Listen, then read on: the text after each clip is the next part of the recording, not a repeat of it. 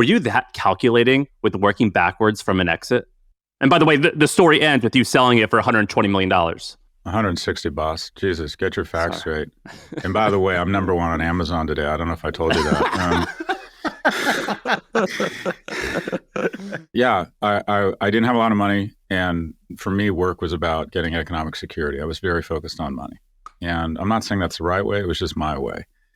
And I had done a lot of analysis, and the study you're referring to said, okay, there are companies that sell in any industry, the lowest 10 percentile, the upper decile of the valuations they get taken out at.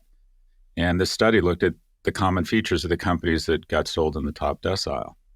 And it was all the things you talked about. And that's literally how I shaped the business model. I opened a London office right away. I instead of charging consulting fees, I said, pay me $250,000 a year and I'll answer your toughest questions using data. We focused on luxury and then consumer brands. We broadened our niche a little bit. I raised $17 million to create a series of technology and scraping tools such that I could collect more data points than anyone in the world, such that when the inevitable guy from the analytics department came in with his arms crossed to play gotcha, they just couldn't argue with our data. We just collected more data than anyone in the world on these issues and tried to distill it down to something actionable. So I was very focused on exit, and we sold for 8 times revenue.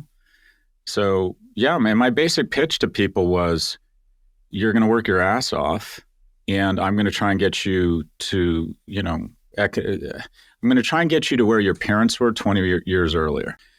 And I read another study on this, and it said the number one source of retention, or the number one lever for retention, people think it's compensation, people think it's culture. It's whether or not that person has a friend at work. If they have a friend at work, they look forward to going to work, and they are less likely to leave.